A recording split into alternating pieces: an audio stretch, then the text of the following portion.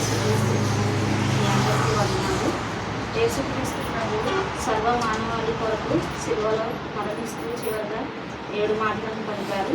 ఆ మాటలలో ఈరోజు 4వ మాట నేను పంచుకోవాలని ఆశిస్తున్నాను. 4వ మాట మత్తయి సువార్త 27వ అధ్యాయం 45వ వచనం 46వ వచనం. మధ్యాహ్నం మొదలుకొని 3 గంటల వరకు ఆ దేశమంతటా చీకటి కమ్మెను. ఇంచుమించు 3 గంటలప్పుడు యేసు ఏది ఏది లామా సబక్తాని అని బిగ్గరగా కేక వేసెను.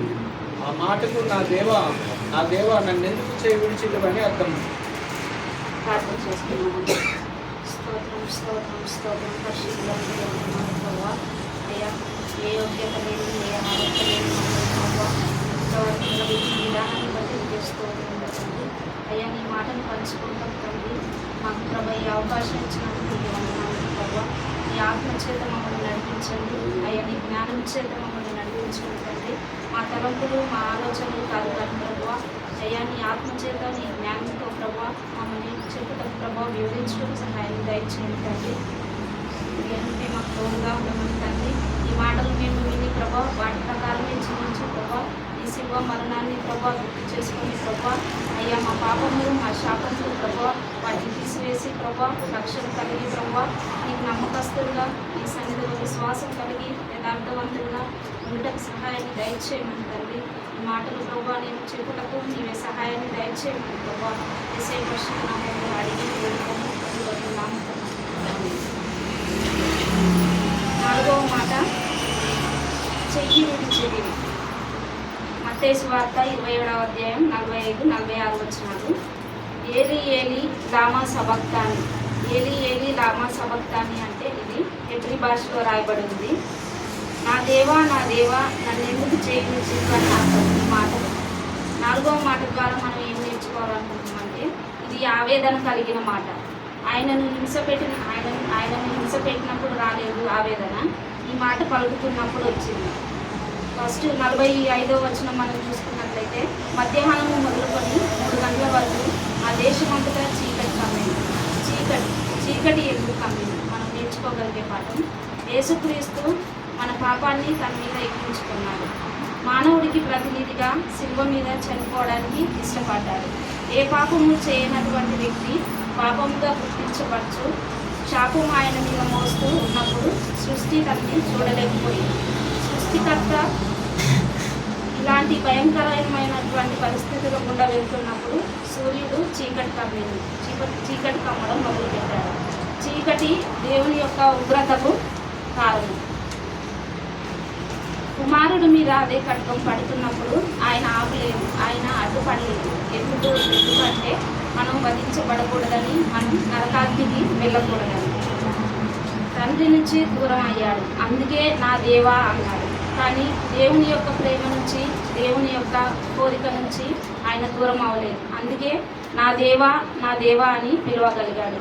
ప్రేమ దూరం చేయలేదు, కానీ ధర్మం కోరింది. ఏలి ఏలి లామా సబక్తాని అని అరచినటువంటి అరుపు నీలో నాలో రక్షణ కార్యం జరిగించడానికి ఆయన ఆశపడుతున్నాడు. అది జరిగిందా? ఆయన శిలువ వెనక్కి రావడానికి నువ్వు తెగించావా? ఆయన శిలువ నీళ్ళలో దేవుని యొక్క ఉగ్రత తప్పించుకోవడానికి నువ్వు ఇష్టపడుతున్నావా? నిన్న ఉగ్రత తన మీద వేయించుకోవడానికి ఆయన ఇష్టపడ్డాడు. తాను చనిపోవడానికి ఇష్టపడ్డాడు. దేవుడు తనని తాను శిక్షించుకున్నాడు. మనిషి తన హృదయేచ్ఛను బహిర్గతం చేయడం ద్వారా యేసుక్రీస్తుని శాపగ్రస్తులుగా శిలువ మీదకి ఎక్కించాడు. సాతానుడు స్త్రీ సంతానం మడిమ మీద కొట్టడానికి అతి దారుణమైన ప్రయత్నం చేశాడు. క్రీస్తు నీతిమంతుడై ఉండి అవినీతి పరులైన మనల్ని తండ్రికి దగ్గర చేయడానికి శాపగ్రస్తులుగా శిలువ మీద చనిపోవడానికి ఇష్టపడ్డాడు.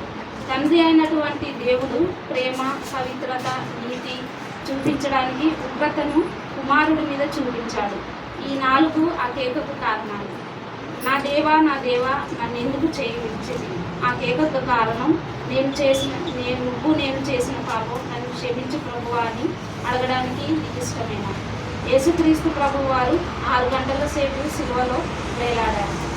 శిలువ త్యాగాన్ని గుర్తు చేసుకుంటూ ఈ 4వ మాట ద్వారా మన పాపములు మన శాపాలు క్షమించబడలాగిన ఆయన సన్నిధిలో మనం ఒప్పుకొని విడిచిపెట్టలాగిన ఈ ఈ మాట ద్వారా మనం ఆయన్ని వేడుకొనిలాగిన ప్రార్థిద్దాం. దేవుడు ఈ చిన్ని మాటలు జీవించేద్దాం. ఆ చిన్న సాక్ష్యం అండి. ఈ 4వ మాట చెప్పాలని నేను ఒక వారం నుండి అనుకుంటున్నా. దేవుడు ప్రేరేపణ ద్వారా 4వ మాట నాకు దయచేస్తుంది. కానీ నాకు ఒక చాలా జనంతో 2 days నుండి బాధపడుతుంది. కానీ నేను ఈ మాట చెప్పాలా వద్దా అని ఆలోచించా.